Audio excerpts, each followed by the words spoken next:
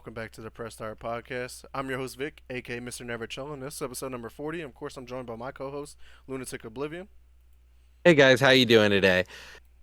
Vic, what you been up to? Oh man, I just been playing obviously a lot of Cyberpunk lately, and I actually just beat it last night, and I'm a bit surprised honestly. I felt like there wasn't enough content in that game. Like I got to the ending, and where you go into that elevator, and it was like, all right, this is a point of no return. Are you sure? And I'm like, what? I was really Yeah, confused because I just felt like there wasn't enough content to get me to that point where like I feel like I did a lot of side missions, but I guess I didn't do enough of them, I guess. But like I didn't go do the Delamar cars. Like I didn't really care about collecting his cars for him. I didn't care about going to buy new cars or like any of those side gigs like that. And I was just like, eh. So I did like the ones that actually had purpose, had meaning. Like when I helped Pan Am out, or I helped out even doing those other missions for Johnny Silverhand, like him help him reconnect to his past to where he's at now. What's up, Debo 43? What's good? Appreciate it for coming through. But I mean, once I get to it, I was like, oh well, I guess I'll go complete the last couple I had, and then I went to it and I beat it, and I was just like, okay. Overall, it was a fun, enjoyable story. It was a great game. I thought I didn't really have any issues. There was a couple of bugs here and there, but all games have it. But overall, I was like, okay. And then I can see like how the game ended. I was like, ooh, it left it with a cliffhanger. Like, what's next? Like that. I'm really curious to see what the story DLC is going to be, or if they just make like a new game. yeah, I'm honestly hoping that the story DLCs they release after this point continue the story and it becomes more of a platform to play on. Because honestly, I feel as though there was so much not added to the game. It kind of there was a lot missing. And that was a problem for me because I felt like there were parts of the city where there's just nothing. It's just a hellscape of just futuristic wasteland. And then I felt like other parts where there was just like there's so much in this little block. Right. And then there were times I was like out of my level or then I was too high level and it felt like progression was really weird in the game. So, yeah, I would agree with you. I got to the elevator about a year and a half ago and I was like, "Oh, that's it. I'm done." So, and then I realized like you're supposed to do all the side missions. Like you'll find certain people who like Delman's cars and Pan Am and like, did you ever go swimming in the ocean or in the lake, in the giant lake? Yeah, No. there's a whole mission where you go scuba diving in a lake and you pursue a romantic relationship with a character other than Pan Am and it's like there's all this stuff you could just miss if you just don't take a phone call or don't answer a text message. And I think it's kind of interesting that there's so much to do and really how you play your character determines that. Like, did you ever do the boxing, the championship boxing match? Mm-mm. Yeah. I did. I went scuba diving. I was a boxing champion. I there's just so much to do in the game, but you can just skip it all and go straight to the end. Like you could beat that game in only a few hours because the main story missions are so quick. Right. And to put this in perspective, I did play this when it originally came out, around the same time when you played and beat it. And I stopped playing after playing for about 21 hours. I actually looked at my save file. It was about 20, 21 hours, and I was already level 20 or 21, and I was just like, all right, cool. I'm going to stop here. I beat this game in 19 hours at the same level.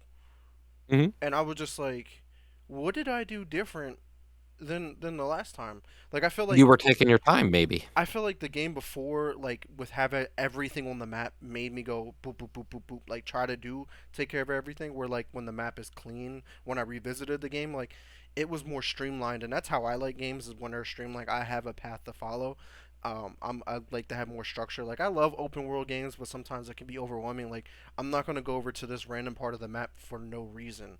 Like I'm not Yeah. going to go out of my way to do something where like and that was my problem with Mass Effect. Like when I played Mass Effect 1, there was tons of planets to go and explore, but there was never a reason to go to them ever It for was just nothing. it was for you. It Right. was all for your own enjoyment. And I think that's one of the strong suits of this Cyberpunk game so far. Where we're at with the game is we just have so much that you can do, but how much do you want to do? And I think for a person like you or me, who we've got a lot of things going on, there's so much to do. And like Hmm. for me, I beat the game, or like I got to the end of the game and then I put it down for a year because I got to the end and I was like, I don't feel satisfied and I don't want to finish the game. So it took me about a year to work up the feeling that I want to beat this now. I Hmm. finally maybe I'll take a look, see what the ending is after I feel so kind of just devoid playing through it. And I thought there were moments like the ending is really nice. I enjoy the ending and it gives you really a bitter sweet ending, which I really liked as well. Which endings can 'Cause be you different depending on how you played it as yeah, well.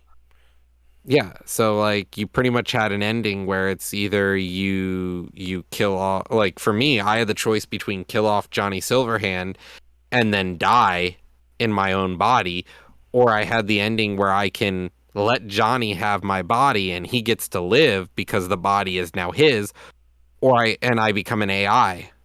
Hmm. So like I thought it was a really interesting ending there, but I decided that I was gonna try and live. Right. So Yeah. Yeah. I killed off Johnny. Yeah, I chose that same one, but it's cool because you do it from Johnny's perspective. So it's not like you killed off Johnny. Johnny chose to kill himself to save V, and I think that all plays into part on what relationship you actually built with Johnny Silverhand during the campaign. Because you could choose to be a dick with him, or you can be like, "No, I'm trying to work with you. Like you're my friend now." And it's pretty cool that narrative that goes along the whole time, and then like eventually, like I got to the point where like he was my best friend. Like obviously he's in your head, but like I wanted to help him, he wanted to help me, and then we get to Yeah, the end, and he was just, and then I chose that route. Like, all right, I'm gonna sacrifice Johnny to make me live. Obviously, like Johnny already had his chance and stuff like that, and like he's doing me a favor. I didn't ask to be put into this situation like that, and yeah. it was just how I can envision the story and stuff like that. So that was pretty cool. Well, and I thought it was also interesting because the whole idea behind the game is you're living a second life. Yep. You were killed. You were killed and you're only brought back to life because they put this chip in, you put the chip in your head and the chip is repairing your body. So like you actually should have just died, but you got lucky because of the circumstance of things. Right. And I find it interesting, you do this really, really, really stupid mission to get yourself there. But I honestly, in the end, I'd like to revisit the game and do a fresh playthrough after the first like 1.1 comes out with the real big DLC. Like this Yeah. is the first extended mission, and I hope it's not just like a side mission, which I've complained about before many times on this show with you. A lot of DLCs you don't go to because they're just side grades. They're not a continuation of a story we want to read. Right. Yeah, I would definitely love to go through and actually start off by playing as either a nomad or a corpo, because I started off as a street kid both times of my Yeah, same. playthroughs. So I would love to give that a different, like, have a different intro to where it leads up, because obviously the same story picks up at the same part. It just how you get to that point is different, and Yeah. then the ending could branch off differently. So it's like you have this branch at the beginning, comes down the one line, and then it branches off again towards the end. And I was just like, Well, and that's the thing. It's like a subway chart. You've mm-hmm, got everything sort of splits out at the two ends, as you said, but as you come in the middle, you do have these little junctions where they break off and come back.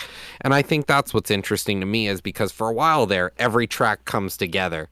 There's crucial moments where no matter your decision, you're still in that same mission, but then you get to decide where to go from there. right. And actually, one of the greatest examples was when when that they Takimura captures that chick, and then you meet her at that apartment, and then like the dudes hunt you and find you in that apartment and blow it up, and while you have to escape the apartment, you have a choice to whether go back and save Takimura or just escape without him. And if you escape without him, he's gonna die. And the first time I played through the game, I let him die, and I didn't even know that was an option to go back and save him. I didn't even see where to go. But my second Mhm. playthrough, knowing this, I was just like, I'm gonna try and save him, and I went and I saved him, and then like he's with you to the end of the game, and I was just like, oh shit, like that's a dramatic impact of a game. Yeah, and you wouldn't have even known because I like that you can play the game in the moment. And I think I'm going to be excited to go back and play the game fresh where I've forgotten most things. to see where maybe there is an ending. I don't know because I haven't looked up anything other than what I've seen. Right. Yeah. Yeah. So I'm definitely excited for the future of this game and to play through it again. And I'm really excited to actually give my full review on this for Shoot to Win in the next couple of weeks here. So be on the Mhm. lookout for that. But Roger, what games have you been playing lately? So I've been on the hype train with everyone else. Elden Ring, I've been playing. I probably have about maybe 40, 50, 60 hours into it, somewhere half of 100. So I've been playing it quite a bit. I really enjoy the game. People are always toxic around the builds that everyone makes, like, oh, you play wizard or you play a melee character. So like there's always this divide with the community, but I decided to go with my classic wizard build that I always play. But this time it feels like the wizard build is the god build for once. Like I don't just walk up to a boss, deflect their attack and one shot them. I'm just like, I'll stand over on this side of the room, you stand over there. Yeah, you'll chase me, but I'll keep shooting you as you chase me. So it feels really fun at times. There is a little bit of issue where I think they're trying to force multiplayer. If you don't play multiplayer, they're gonna gimp your single player. But if you Mm, play multiplayer, then your character becomes almost too powerful sometimes. right. And then also there's hackers, cheaters, people who are beating the game in an hour and then, they're level 1 going around PKing players who are brand new to the game who can't handle fighting them. Right. Yeah, it's interesting. I haven't played Elden Ring yet, but it's been cool to see the different builds and like the character customization, how detailed that is. Like people have been making like the Ninja Mutant Ninja Turtles. I've seen them make Kratos from God of War. I've seen them make Gandalf from obviously Lord of the Rings. Like people can make and do whatever they want, and even like the Darth Maul build I've seen because you can get like a double edged sword, Yeah. and then you can like power or like give it like an elemental look, and it turns it red, so it looks like he has a double-edged like red lightsaber. And I was just like, yo, that's fucking dope. Like you can do whatever the hell you want in this game. There's a lot of customizations. This takes the past few games and the past few generations we've been through, Dark Souls 1, 2, 3, Demon Souls, looking at Bloodborne and Sekiro. This game really truly it actually has so many options to play, and I think that's one of its biggest strengths is it has all these options. So I'm excited to keep playing and beat the game. I've sunk a ton of hours in and I'm still nowhere near the end. Yeah, I'm excited to give it a try. It'll probably be a few months before I give Elden Ring a try. I don't know, like I've been on the fence of even wanting to try it because like I don't have the time to put into fighting the same boss over and over and over and over and over and Oof, being frustrated. I know get you can, good. and I know you can move on and stuff like that, but it's But just get like good. That's all I'm saying. Get right. good. Like it's just like not like I know people in the industry that talk about it on other podcasts. Like they have the same kind of concept with me. It's just like nobody wants to fight that boss over and over again. And then also like not every game is meant for everybody, and I think this game Yeah. may not be for me, but I am willing to give it a try because I've never really played a Dark Souls game. The closest I've played was Jedi Fallen Order, which is considered a Souls-like game, and I was just like, that one was fun. It was a lot of fun, and I didn't really have any trouble with it. So maybe I'll give this a try and have some fun with it. Mhm. No, and honestly, it's really you have to choose a build that works for you, and you have to take your time. And the community is there to both help you and hinder you. But typically, for the most part, the community is there to help you. People put warnings on the ground like, "Oh, somebody's written something here. Watch left." You come into the room and there's an enemy there getting ready to stab you, and you're like, "Oh." Thanks for letting me know. Because, like, I've had moments where I'm like, I try to fight this one mini boss four times. I shoot him far away. He comes, chases me down, and kills me. All right, I'm going to try a different strategy. Use, instead of fighting him out on this, catwalk that I'll fall down 1,000 feet and die, let me just try to stand behind him and fight him in his tunnel. So I go to fight him in his tunnel. And then there's some other enemies that came up and backstab me because I'm not paying attention to them. So, like, it feels fun at times and then it feels terrible at other times. Like, I've yelled, screamed, been really pissed, and I've also had great times as well. So the game isn't for everyone, but it's definitely one of those games that challenges me to get better at video games. And I think it's a true test of people who want to get very dexterous, reactive, play games better, I think. Especially fighting games. Yeah, yeah, for sure. But let's talk about another one that can be very challenging. Dying Light 2. We played a little bit more during our co-op stream today. What's your thoughts moving forward today? Well, honestly, I didn't want to stop today. I'm gotten to the point where I've just accepted the game is what it is, and I'm like I'm just gonna. I get like when stupid shit happens, I don't get angry anymore. I'm just like, okay, whatever, let's go again. It's just one of those like, damn it. And it's just like, see, this is why it's not game of the year or won't be game of the year, is because of these moments. Right. Yeah, I definitely agree. Dying Light 2 is just to the point where you just laugh at everything now. You no longer even Yeah. get mad. You're just like, all right, cool, fuck it. Like, look at this stupid shit that happened, and it's just And like, whatever. and honestly, I gotta say, like the genuine story missions are actually fun. Like I Hmm. felt myself having fun. I felt myself being trayed. Like typically I don't kill off characters because I feel guilty. I'll kill bad guys that are clearly trying to kill me. Like I'll kill in self-defense. Like Barney. But like, yeah, like the fact that I fuck Barney, okay? Fuck that guy. All right? Fuck everything about him and he deserved his death. But then again, what was his name? Hakar? Hacking. Hakan? Yeah, Hakan. So like him for example, I really really disliked his character. Like after finding out he's working for the guy who experimented on me, I'm trying to find my sister who's clearly being tormented by this villain. It's just like this this guy's just like betrayed me and then even ran away with our GRE key and then called us up like, "Hey man, heard you survived. Do you want to hang out again?" It's like, No. I'm gonna fucking kill you, dude. I'm literally going to fucking kill you. Like you've actually tried to kill me. I'm done. Like no, I that moment I was like, yeah, you can die right here. I'm good. I'm leaving. Yeah, I definitely agree. I'm like the story. I feel like is starting to pick up a little bit more, and like I feel like Yeah, siding with the peacekeepers is like a no-brainer because like they have not betrayed us. They've never given us a reason to not side with them, and then the survivors are just stupid in how they talk to people and how they handle situations. It's like I don't even want to help you out. Like you were clearly not good at this, so I'm gonna the fittest survive. no Survival of the wonder you're fittest. fucking dying. Right. Like no wonder you guys keep getting picked off like idiots. I'm like the peacekeepers, I'd rather ally with a military state that is willing to protect people and to help the people of their own. Yeah, it's not their fucking job to protect everyone.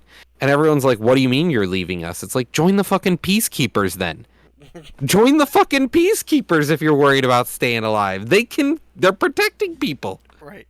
So I mean, I love that, and I like how we can just help them out even more. And I think once we started to unlock more and more parkour abilities, that has also helped out the game, which is what Yeah, I said going into the game from what I heard from other people. I They should said have that had it. I shouldn't have played the game for 12 hours and then have everything I need to have to then enjoy the game. Like some people might not even make it through them 12 hours to get to the point and have these abilities 'Cause I'd be to like, enjoy "This it. game's trash. I'm Right. gonna They're like, toss it out because right. Moving on. I can't play it." Right. So it's just like that. That's my biggest concern for anybody who's looking for a game to have fun with in a way, just you got to get through the rough part before it gets good. Yeah, if you're gonna look to play Dying Light, you're gonna look to put 12 hours in to make the game fun, and that in itself is a problem. And I think also the resource management, scavenging, and other things, it's trying to force you to do side stuff, and that is also annoying.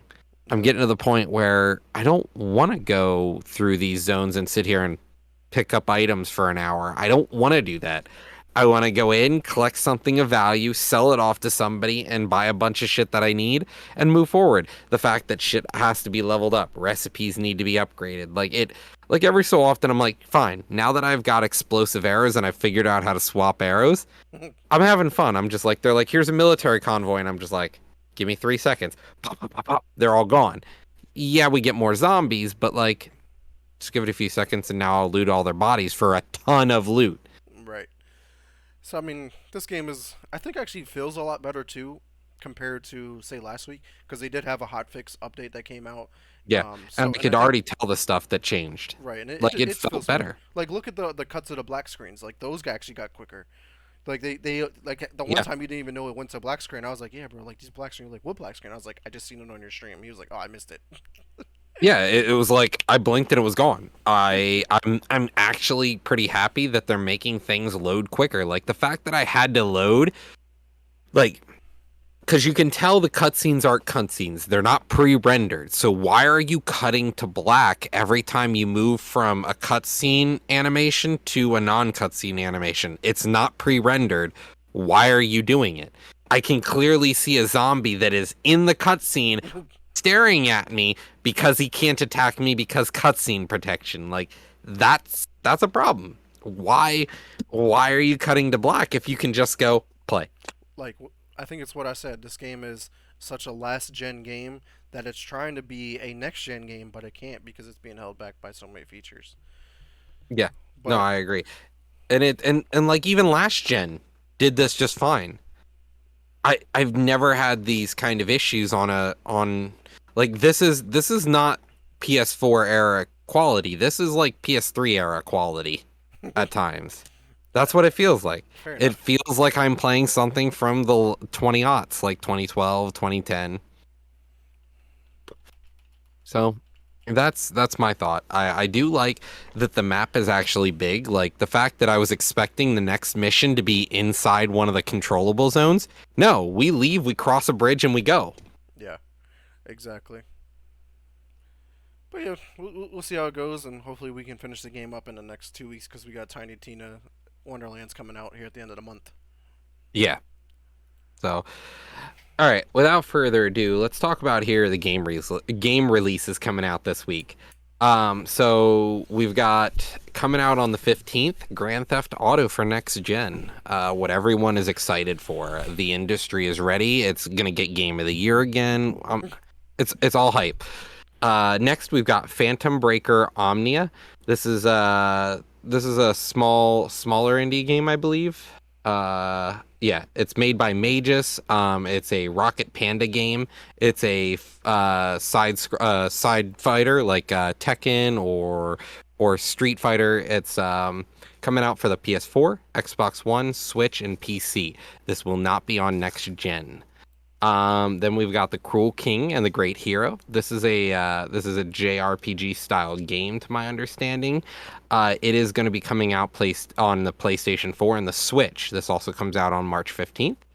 Uh, the next day we've got a big game coming out, but first we've got Paradise Killer. This is a smaller indie game made by developed by Kaizen Games Works and published by Fellow Traveler. And this comes out on the PS5, the Xbox Series X and S, PS4, Xbox One, and it comes out on the 16th. What the real big release this week though is Tunic. How excited are you to actually play Tunic? Because Uh, I'm really excited. I'm actually gonna buy it and play the crap out of it. if I think that this might be coming on Game Pass, so you might not have to buy it. Yeah. But Tunic Man has just been one of those like announced games from an indie developed team, and it just looked good. And the gameplay has like it's very similar to the classic Zelda game, Shadow Zelda from my shirt here. But yeah, Tunic Man just looks pretty awesome, and I'm excited for this Xbox exclusive. I think it is a timed exclusive for at least a year. So I'm very eager. This has been on my most like one of my anticipation lists, and it'll probably be the next game I beat, honestly. Yeah, same. I'm gonna probably put Dark Souls. I'll put Elden Ring down. I'll probably put Triangle Strategy down. And I'll play this. I honestly think this is the game that I'm going to bank all of my free time in because it looks so good, and then it'll help me get caught up on games I'm trying to beat right now. This comes out for the Xbox Series X and S, Xbox One, and PC, but will not be a Game Pass day one. And Next, that's a we've surprise. got. Yeah, no, I am too. That's what it said. But it will come to Game Pass, so you will have to buy it, which for me, I'm I down. don't believe it's going to be a full $60 game. Um, but I can look that up here shortly. Um, Next thing we've got is Anno, Mutotionem. This is going to be a side-scrolling platformer game by Thinking Stars, published by Lightning Games. This will be an action adventure game. And it's kind of a future punk, Japanese, Chinese, Eastern style artwork. It looks interesting, but it's probably not my slice, my cup of tea. It's going to be on the PS4 and PC. That'll come out on the 17th. Next, we've got Monster Energy Supercross 5. This comes out for PlayStation 5, Xbox Series S and X, PlayStation 4, Xbox One, and PC. This comes out on the 17th of March. This is going to be one of your sort of motocross, like, dirt bike games, essentially. Right. I believe, correct? It's a side scroller, and it's not even, it will not be like a racing game. It's just going to be one of your side scrolling racers, I believe. Probably like similar to Trials, which is Trials, pretty big. thank you, yeah. So, then we've got Persona 4 Arena Ultimax. This comes out for PS4, Switch, and PC on the 17th as well. This is going to be a side-scrolling Persona 4 fighting game. So look out for that if that's something you're excited for. And then we've got Shredders. Shredders comes out on March 17th as well. This is for Xbox Series X and S and PC. This is a snowboarding game by Foam Punch. And it come into Game Pass day one as well, which we talked about Okay. last week. So, and then the last thing we've got this week is Strangers of Paradise Final Fantasy Origin. This comes out on PS5, Xbox Series X and S, PlayStation 4, Xbox One, and PC on March 18th. So, Vic, out of the whole list, I'm assuming you're going to tell me that Tunic is the most anticipated game you want to see this week? Oh yeah, by far, because Stranger Paradise Final Fantasy Origin is just like a Dark Souls game. So, and I just told you how I feel about those games. So, I'm probably not Hmm. really super excited for that. I'm eager for that to see how successful that game is because it's a different take on Final Fantasy, Yeah. and it's like Final Fantasy One basically. It's like a prequel to all of the Final Fantasy stuff. So like that's just pretty cool. But yeah, for me, my anticipation is definitely Tunic, and I'm actually pretty curious to checking out Shredders. I can't tell you the last time I played a snowboarding game, but I know this one's supposed to be like high fidelity, like really well done. And for it to come to Game Pass, like it gives me like a all right, let me snowboard like 2 or 3 times, and if I like it, I can keep playing it. If not, I can just delete it. Like it's a no big deal there. But what about you? No, definitely. Honestly, I'm excited to play Tunic. Really, really excited. I'm gonna buy it day one. Because everything I've seen about it, it looks really good. It's not like I can't even pre-order it right now. So I'm excited to play it. Knowing that Strangers of Paradise Final Fantasy Origins is going to be a Souls-like game where it's more of a free open exploration fighter game similar to how Dark Souls plays, I'm excited to try that because that's a completely new take on the Final Fantasy genre. Typically Final Fantasy has, yes, we've have live action battles where we're not just taking turns and it's free roam and stuff like that with Lightning Returns and Final Fantasy, I believe 12 did it. So we've seen something similar, but for us to go the next step and say, well, now we're not entering, a zone of fight. I'm excited to play that as well. I don't know if I'm gonna get it day one or anything. I might wait and see how it plays, but Hmm. honestly, there's not much else coming out. If my friends wanted to, I might get like Persona 4 Ultimax just to play on the PS4 when people come over to hang out and play Magic because I know people like fighting games, but Grand Theft Auto 5 for Xbox Series X and S and PS5? No, we don't need this. Why? This It's it's to hold you it over pisses until me off. GTA 6 comes out. We're not getting GTA 6. We're gonna get GTA 5, the re-release with extra story. There's something stupid, something upsetting and terrible. Honestly, I'm excited. Hopefully, we'll get Midnight Club at some point. Yeah, Maybe we'll get that instead. I would love to But get that. without further ado, I think we should move on here to the industry news. So, as everyone knows, the world is embroiled in a kind of semi-conflict right now. Um, Mostly the players at play here is Russia versus Ukraine, but Russia has now declared war on the West in the digital space with their legalization of all digital media piracy. So they are not going to prosecute, charge, or chase down anyone who illegally pirates any digital content from the West, just because screw the West at this point. So, and in addition to that, Nintendo was one of the newest people to pull out of the Russian marketplace by putting the eShop in maintenance mode because they're not going to accept Russian rubles anymore. Does this surprise you, Vic? No, Like, it's gonna keep adding to the list of more and more companies who are just gonna pull their services from Russia hmm completely and just basically lock Russia out from the entire world. Like Russia's not gonna have access to anything here soon. And honestly, the down part to all of this though is I think it's part of Russia's plan though that I seen you guys talking about in our Discord channel is like this could lose to privatize like internet or like securing internet in a certain way and just different hmm views on how the internet operates today. And I'm hoping it's for the better, but this could really affect us long term where we're very limited on what content we can and cannot see or do and just have more restrictions and laws implemented with the internet. So I'm very curious to see how that plays out. But it's good though yeah, to limit Russia. Russia doesn't deserve to have access to anything. Like I feel bad for the people in a way, but it's just like, yo, Putin, do you care about your people or do you not? And he was just like, well, I care about my people. You can go do illegal shit. Like it's a like a yeah. globally accepted He's like, law to not like pirate anything. And they're just like, yeah, yeah, you could do like, it. and that's insane that he's just like, I guess it's not really legalized, but more or less decriminalized. They're not gonna prosecute you if you steal from the West. They're like, go for it. We don't care anymore. It's like, screwing an animal in New Jersey. It's decriminalized. They're not gonna chase you down. They're just gonna let you do what you want to do and look the other way. Yeah. So I think it's a crazy stance, but it horrifies me because what if we start locking down the internet? Oh, these people are just pirating from Russia. Well, now the West has to pay for the piracy that Russia is doing. So now we're gonna lock down your internet. We're gonna implement more DRM. We're gonna choke you out further than we are already doing.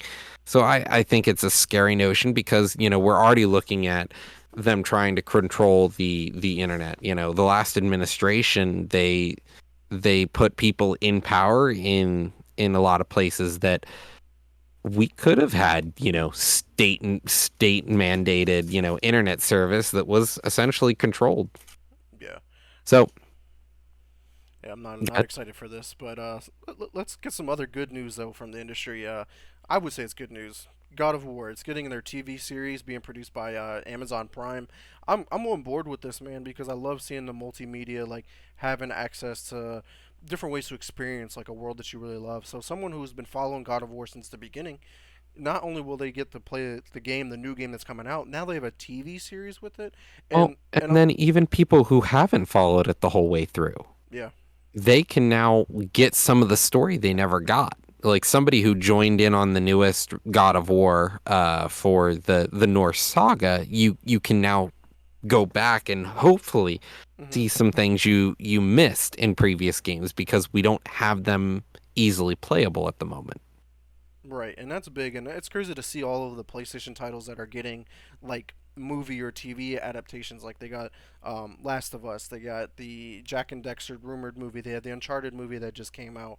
Um, I don't know, and there's a bunch more too. But to see like God of War, like that, God of War is one of their pinnacle, like their structures of PlayStation. So that now they're getting a TV show, and they could add these kind of like content like exclusive or somehow find a works with their new PlayStation subscription structure that they're gonna have to implement Yeah. access to these as well.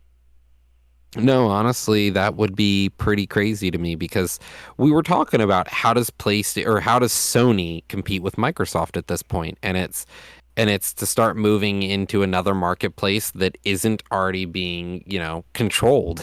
So at this point, I think it's an interesting stance for Sony to go, hey, let's just make a fuck ton of movies, like a literal fuck ton. And honestly, if they play out anything like the Witcher TV series or um the Sonic movie or the Uncharted movie. Like the Uncharted movie was actually really good. In my opinion, it was a really good movie. I saw it, like day one, and I would have paid to see it, even though I have the Regal Cinema Unlimited card. The biggest thing I can say about some of these movies is I would have been fine with paying to see this. Hmm. And that's the thing. Honestly, video game movies have come a long way, a long, long way. It's crazy to think like back then, like having a movie based off of a game was like it was always awful. Or seeing like a game based off of a movie, those were always awful too. Like oh, it's the game. Like it'd be like the Transformers, the video game, or like whatever. It's just like The movie, the game. you're just like what, and then like you play, and you're like, this is awful. Like, why am I even playing this? Yeah, exactly. And so I'm excited to see where this goes, but you know what I'm not excited about? Hmm. Some of this freaking gaming news this week. So let's talk about Forspoken here. Are you upset as I'm upset? Because like this looked like a freaking sick game. Mhm. Forspoken has been delayed until October 11th of this year. And honestly, I'm sad because I was excited to play it. It looks really clean. It looks crisp. It's something that I would have played with my wife down here on our PS5. And now I have to wait till a few days before my birthday to play this. So, um, but as you put it in the notes here, I do agree. Maybe it's just we need some more polish because look at some of these games coming out. Dying Light 2, for example. There is no polish. So I think I'm excited for it and fine, let's let them push it back because we've got so many games going on this year right now, especially around this time. Right. You I know, I think it was a where are we smart. gonna fit it in? Right, I think it was a smart move. There's too many great games out right now that this might have been like overlooked because this hasn't been a game that's been really marketed really big. It hasn't really been publicized too much, and it's a new IP as well, so it's new, and they don't want this to come out and have a bad taste in someone's mouth. They want this to come out and be like, "Yo, this is a new thing. We're I'm ready to play the next game. I know, like there's gonna be a new Yeah. entry that we're gonna branch it out. We're gonna make a different genre, maybe put it on mobile, like whatever they decide to do. Like they want this to succeed. And PlayStation, Yeah. I mean, I give it to PlayStation. Like whenever they create story mode, like single player driven games that have like rich in story, like they do really well. So it's like for them to delay this because this is a PlayStation exclusive.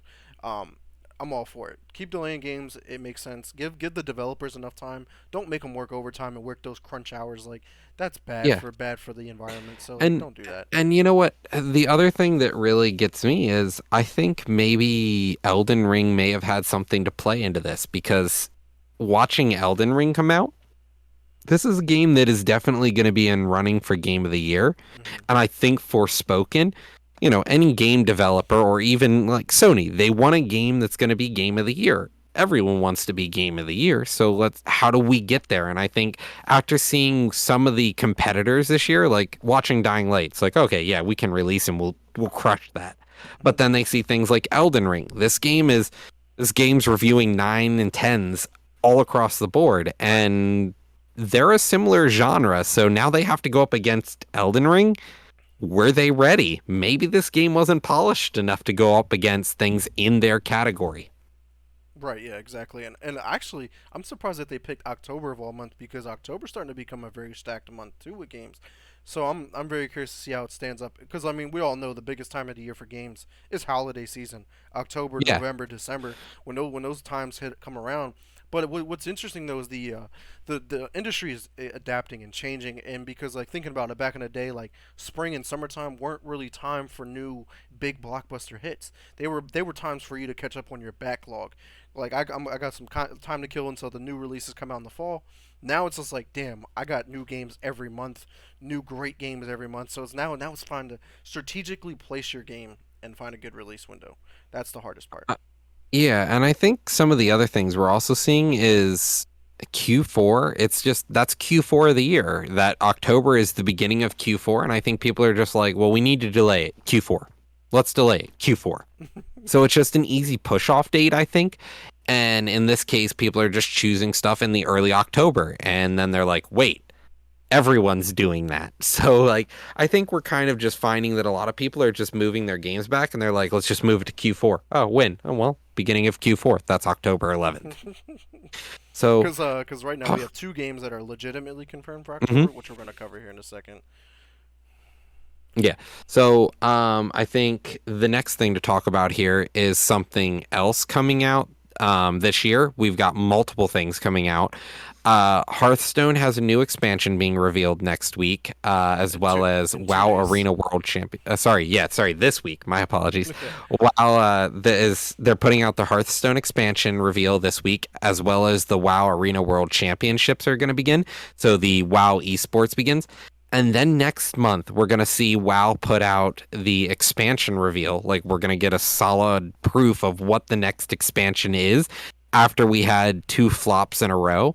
Hmm. And honestly, I'm definitely not going back to WoW anymore, even if they release something really cool, because I've been burned too much at this point. Right. And then right after that, in May, we're going to see Warcraft Mobile. We're going to finally see this thing we've been hearing teases about. We're going to actually see what we're going to get, what the next installment of the Warcraft is, but on mobile. Yeah, I think it's smart on them though to go into the mobile market. As we know, it's the biggest part of gaming, is the mobile Hmm. market, and for them to expand a classic title with a well-known title, like Warcraft is known by everybody and anybody, and to bring it to mobile, just it's pretty cool. I'm eager to see what kind of game this is, but yeah, I definitely agree. Yeah, playing World of Warcraft, like expansion on that, I've been burnt out since Lynch King.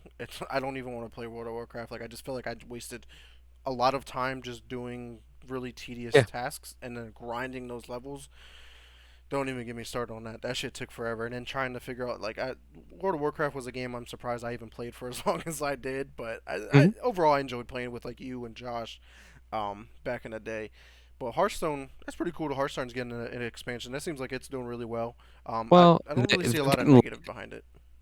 yeah, they're getting the same treatment as any other TCG right now, and I think Hearthstone has kind of gone under, in my opinion. Nobody really talks much about Hearthstone at TCG anymore. I think when we talk about TCG, Pokemon, Yu-Gi-Oh, and Magic are really the true big MTGs right now, Yeah. and everyone's going to physical. So I think that's the other interesting thing with COVID starting to subside here, and everyone's going back out. We're not talking COVID anymore. Almost every restriction's gone. People are like, I want to play in person again. I want to play card games in person. And I think Hearthstone is going to really start to struggle here now because we've got Hmm. so many other card games, and a lot of them are just in person. Right, and it's pretty cool to see a lot of there's like newer shops popping up all over the place. Like, hey, we're hosting a tournament here. I sell cards here and stuff like that. Like the resurgent of the physical cards. I Yeah. mean, it has been going up for a while there. Like pandemic kind of put a hinder to it, but then also boosted it in a way. Like for collectors per se, but like playing the game has been on an uprising again. Like you said, people want to get back out there and enjoy it with the community in person and not just over and through a screen. No, I agree. And so, with that being said, we've talked about things coming out. Uh, that's Blizzard's next announcement over the next 2 months. But let's get to Sony's announcement. We had the state of play here this month. We got to see a lot of things. Things changed, things got updated. Some of the things we've been looking for, we got to see. Hmm. So let's start with some of their new concept games that we're looking at. So first here we got Exoprimal. Exoprimal is going to be a mech fighting dinosaur game where dinosaurs are being planted into society via rifts, it looks like. Yeah. Do you have more on this? It's from Capcom, so we're looking at, traditional arcade style creator making a dinosaur wave fighting game in mech suits. Like, No, yeah, yeah. I honestly that when I saw this during the state of play, I was like, okay, I don't know if we need this. Like, it's not a PlayStation exclusive. This is coming to all yeah. platforms next year. And it's a co-op game, like you said, from Capcom. And you're just fighting off And waves of dinosaurs, and it reminded me like and if Anthem and like Second Extinction had a baby in a way. Remember when we tried to play that early access game? It's like if they're trying to put these two ideas together. And honestly, that game, it's gone. Nobody even talks about it. Like, it's still in early access. It's not really worth playing anymore. Like, it just didn't have enough to it. And I want to actually loop around a chat here and talk about this. Like, Exoprimal isn't like a kaiju fighting game. It's actually just a normal, like, mech suit, like the size of me. I'm not getting into a giant robot and Evangelion style punching any aliens, but I'm just fighting velociraptors in a mech suit the size of a human. Right. But talking about kaiju games, though, we do have Gigabash coming out, which is a kaiju brawler, a four-player kaiju brawler top-down game. I'm not sure. Is this a PlayStation exclusive, Vic? That's a great question because I know like half of their games that they announced on the Hmm. PlayStation were exclusive, the state of play. but I'm not too familiar with this one. I can find out for you real Yeah. quick. Looking looking it up online, so Gigabash is going to be sort of like a Smash Bros. Top down with kaiju fighters. It's coming out for the PS4, PS5, Switch, Xbox One, and Microsoft Windows. So honestly, it looked interesting, but it's definitely not what Sony needs to get back into the game. You know what I mean? Like if we're talking about the state of play is pretty bad. Like we're not This was getting probably one stuff. of their best ones in a while, and that's not really to say Yeah. say the most, but like. I mean, we've seen some good trailers from Ghostwire Tokyo, Stranger of Paradise, Final Fantasy Origin, Yep. Forspoken trailer, and of course another trailer for Gundam Evolution, which is a free-to-play fighting And game that's coming up. honestly, Gundam Evolution looks even better. Have you actually did you saw the trailer, right? Yeah, I think it It, looks really cool. I'm actually eager to try it out. I've never I'm played a actually Gundam gonna game. try it. I've never Yeah, played it. honestly, for this feels like almost like Overwatch, where it's just like 6 on 6. Let's go, and it's just a shoot 'em up, fight 'em up game, and it's just like chaos. So I'm definitely excited for that. You know what I am excited for is this Teenage Mutant Ninja Turtle, the Cowabunga collection, man. It's You including know, dude, 13 when remasters of all these when games. when I saw this on the itinerary and when I saw this at the state of play, the fact that we're gonna get Teenage Mutant Ninja Turtles from one to the third re-release, so we've got Ninja Turtles, we got Ninja Turtles in Time, we've got Turtles for the NES, we've got arcade game for the NES, the Manhattan Project for the NES, we've got Tournament Fighters for the NES, we've got Turtles in Time for Super Nintendo, we've got the Tournament Fighters for Super Nintendo, we've got Hyperstone Heist, the Tournament Fighters for Sega Genesis, like 13 Teenage Mutant Ninja Turtle games in one collection. I'm I'm I'm getting it. honestly like I've wanted to go back and play these Teenage Mutant Ninja Turtle games that we used to play as a kid.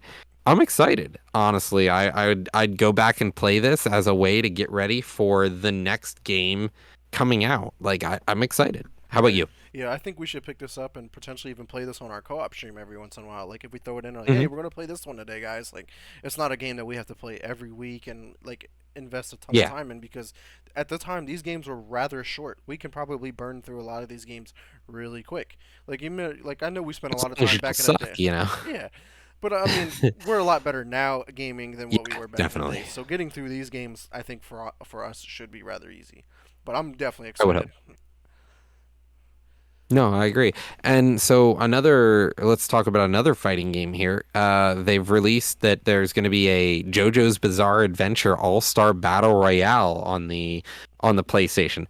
This is something that excites me because like I'm a fan of JoJo's and a lot of my friends who I've been hanging out with playing Magic with and stuff, we look for fighting games and JoJo's Bizarre Adventure, we're getting a remake of a 2013 fighting game here on the PlayStation 5. Hmm. So I'm excited. I'd love to try this.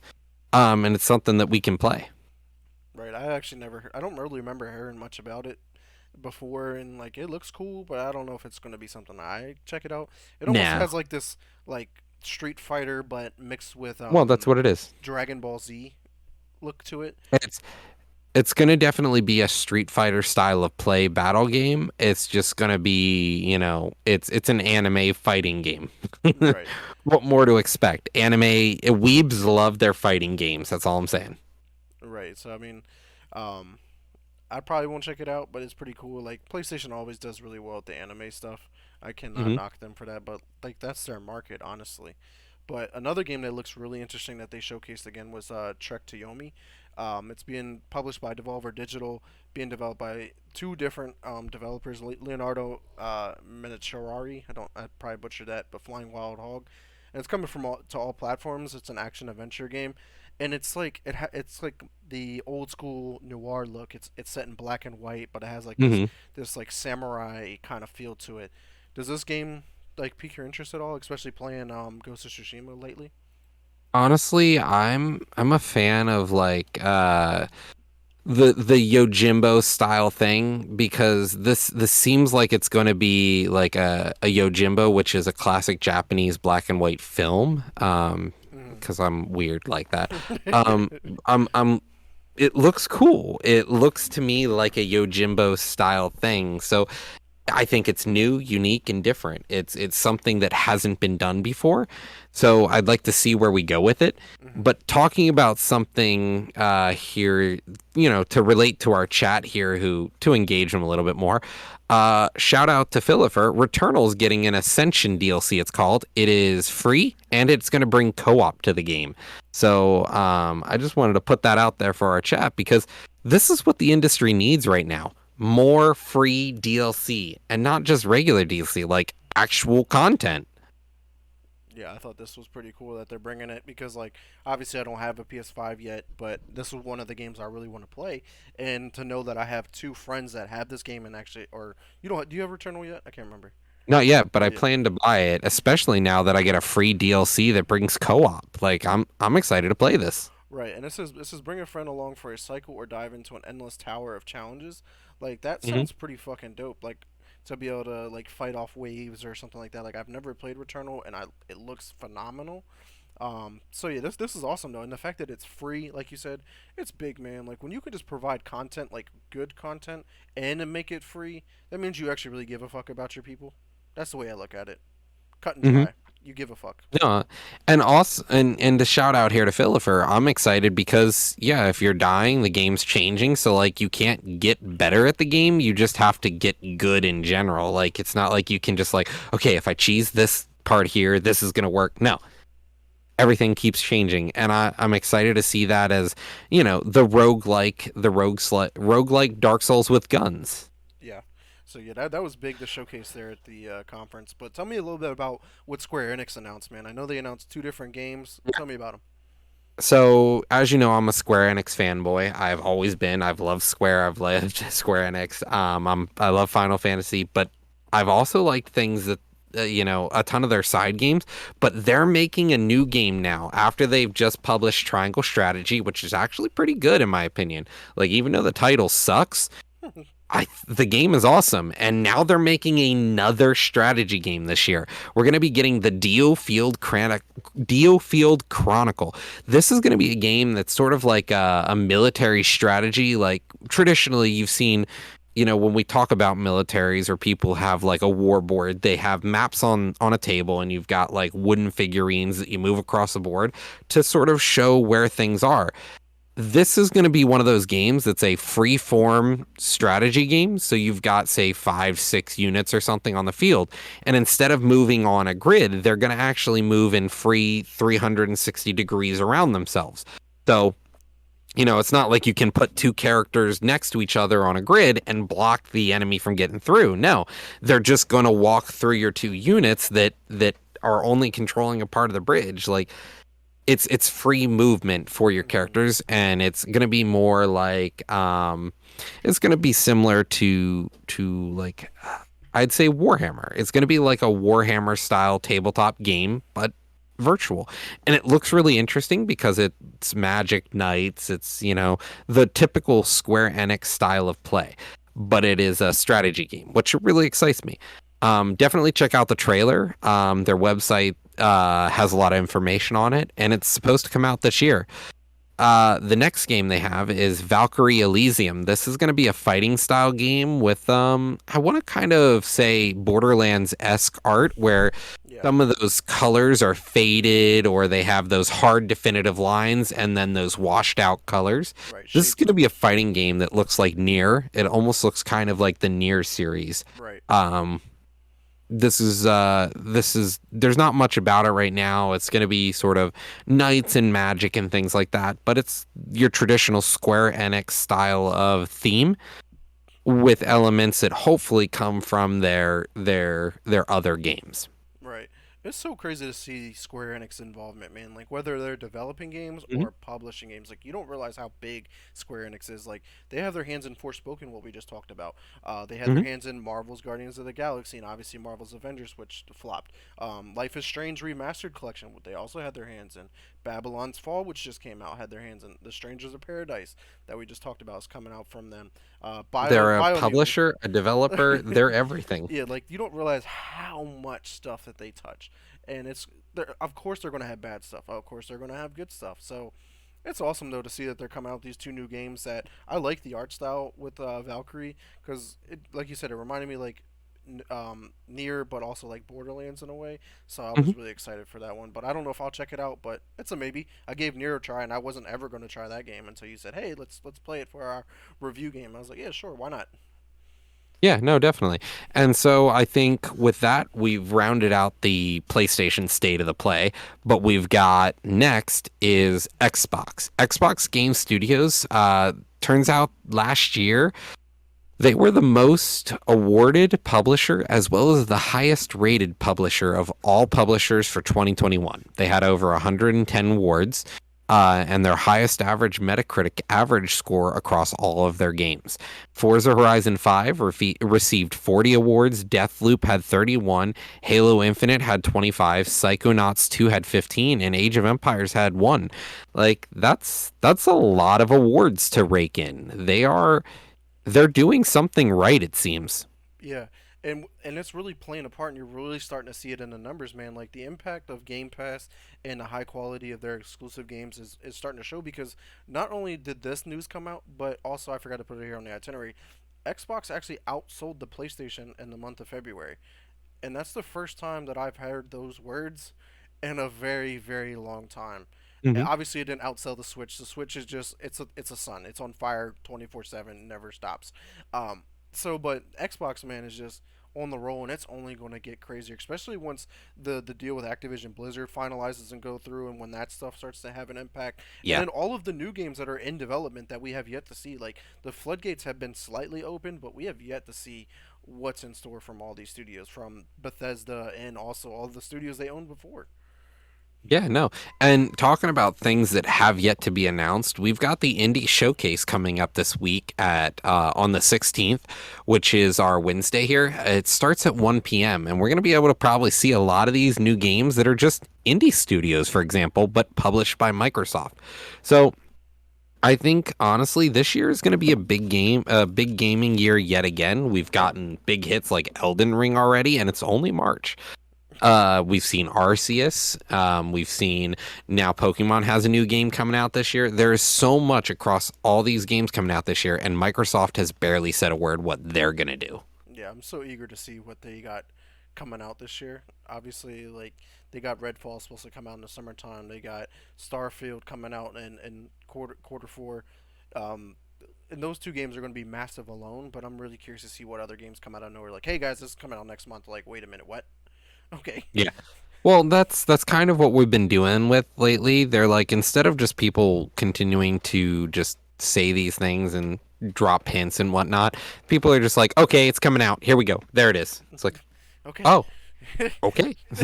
Because like we're in the mode right now where people are just like, we're gonna release an unfinished product or a finished product, and we're gonna continue to support the product. That's so whether good or bad, let's let's move on here to some other things that may have been an interesting release this year. So Elden Ring, we know has been a big launch, right?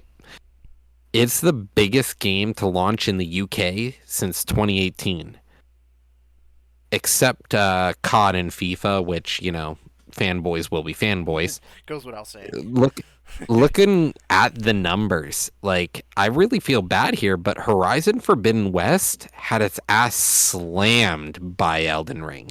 We had two big releases. Like Forbidden West came out, but we're not even talking about that game right now because Elden Ring sold 2.5 times more copies than Horizon Forbidden West. Yeah.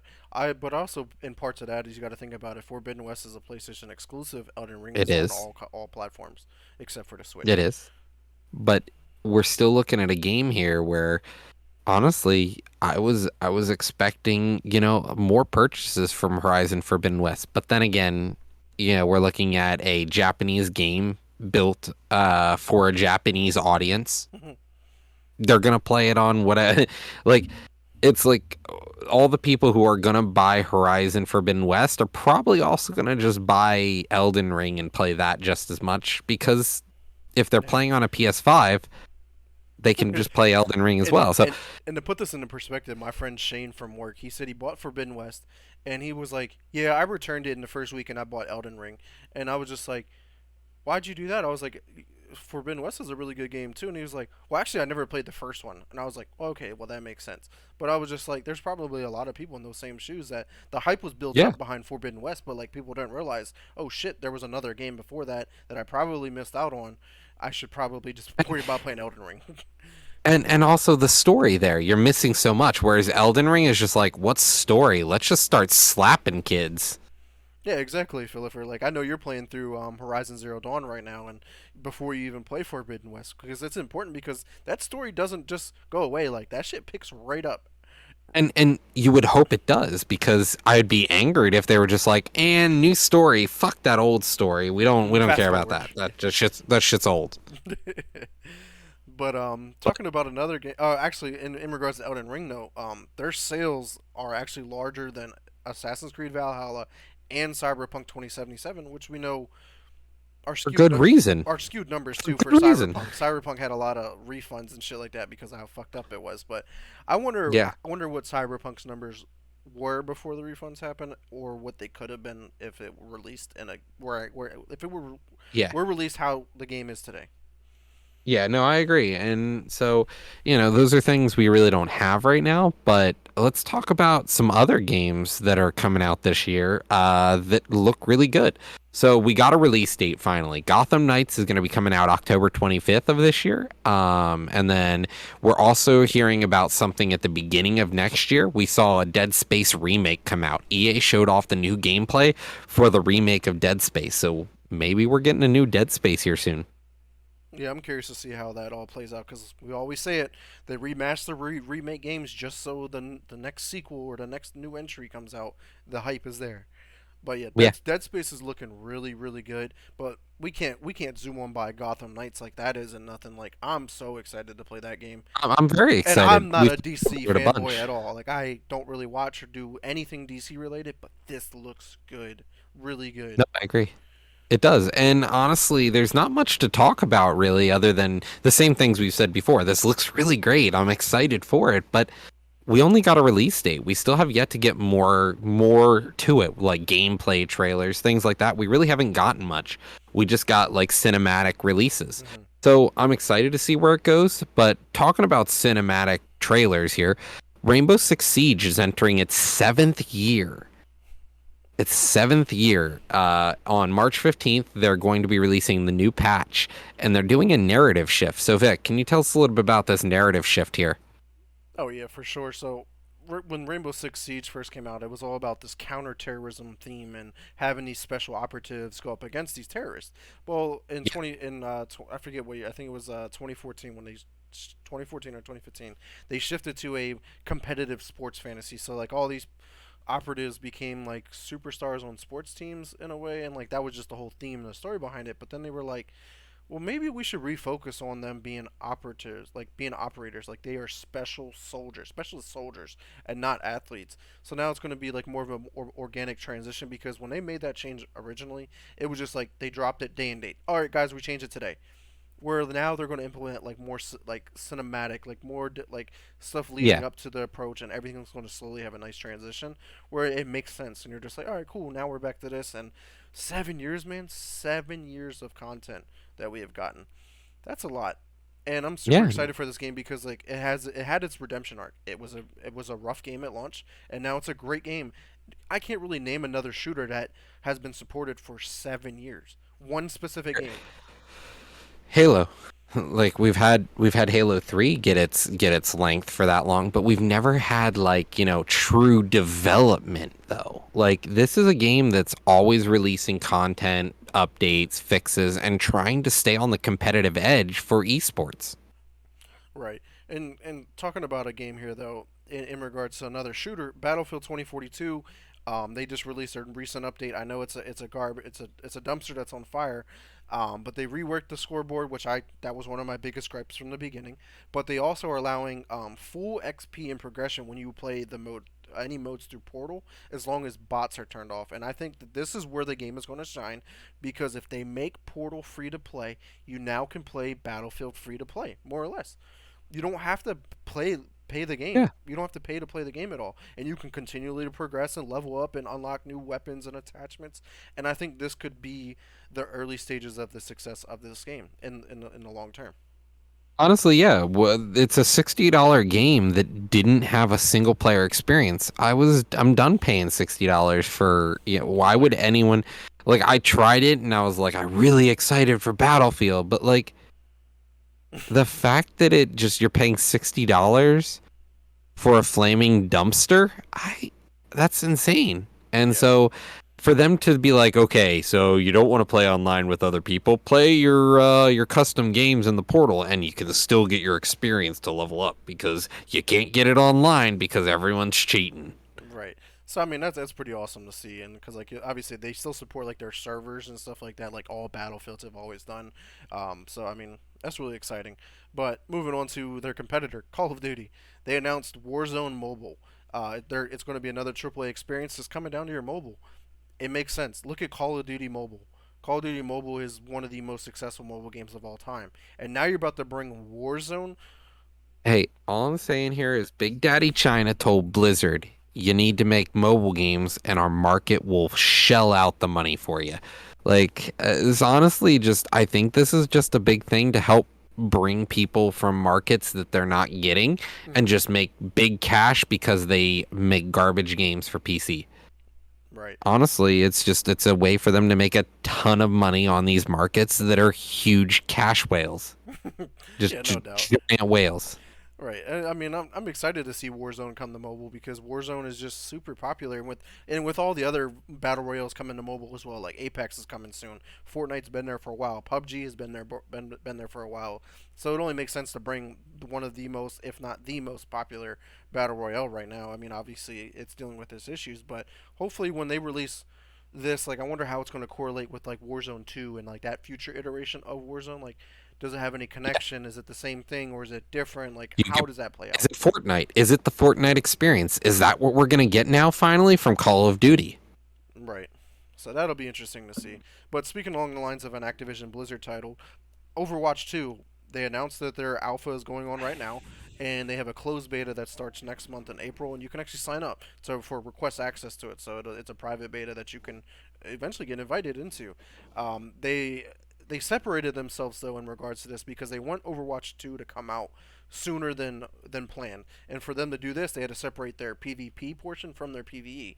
So now that they're going to really focus on their PvP portion so they can get that out because the Overwatch League and all that, the esports, like they need something fresh. They need something new, and to do that, they got to release the PvP version of this. Honestly, it's their chance to really rebuild their image, especially now that they're being I hate acquired that by word. Microsoft. You know, Halo just did this, so why can't they? That's kind of their mentality, I think, at this point. Right. It's a smart move, and we all thought that Overwatch 2 was going to just be thrown away in the garbage can, Well, but nope. and that's what they said for a while there. They were like, it's indefinitely delayed. And then they were like, nah.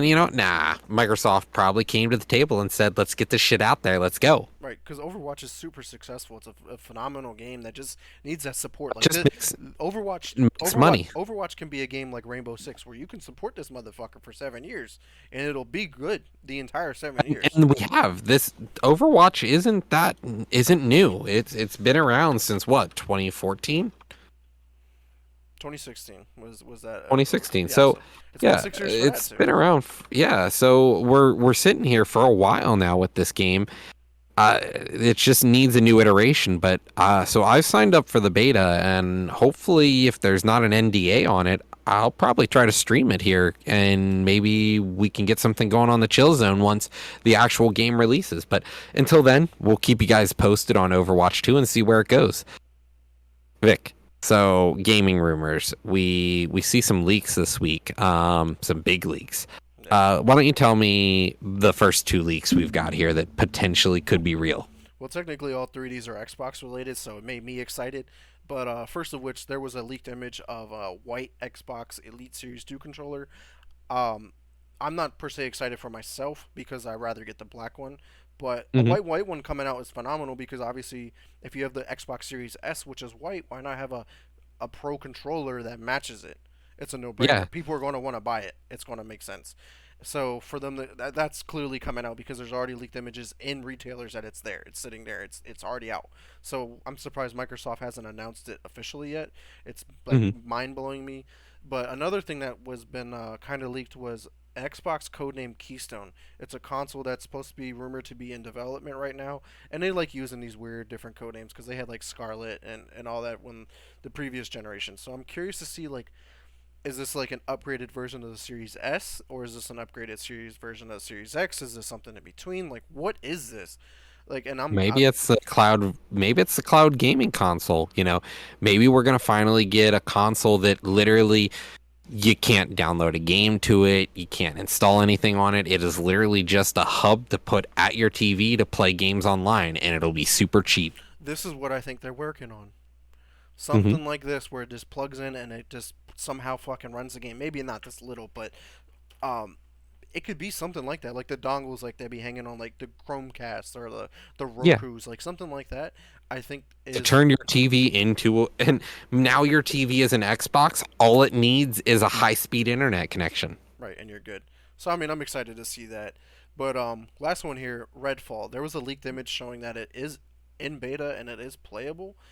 I would hope so. Granted, it's supposed to come out this summer. We haven't seen anything since its announcement. Yeah, it's been pretty quiet, and honestly, I think it's not going to do well. It's one of those games. It's like they're trying to come out with another sort of. Well, this is the vampire fighting game, right? It's an open world Yeah, co-op FPS from Arcane Austin, which is the people who made like Prey and Dishonored. yeah. So we're looking at Dishonored being one of those games that flopped hard, and Prey being one of those games that did pretty well, but was a single player experience, I believe, right? Yeah, they both were, and Yeah. Dishonored didn't actually flop either. Well, Like they made a second one, they both did well, really yeah. well, and Dishonored 2 did Sorry, phenomenal. Dishonored 2. Sorry. Yeah. Dishonored didn't really start highly. Like it did okay, Hmm. but Dishonored 2, yes, did broke box offices for their game. Right. So I mean, And that's these exciting. are yeah, so I'm excited to see where this goes, but it's supposed to be a PvP game, I thought though. It might have that in it as well. Like we really don't know much about this game. It just on their official website, Redfall is an open world co-op FPS. Yeah, I thought from what we saw for some of the content though, it was like a 4v4 style game. Nope, they But have. no, I'm excited. Hopefully it's actually good The only thing we saw so cuz far was a cinematic trailer, so we have not seen any yeah. gameplay. Nothing. Those were all speculations. Like, oh, this is Hmm. one of those four player co-op games, survival, like Back for Blood and Alien and stuff like that. Where I don't think that's what we're getting here.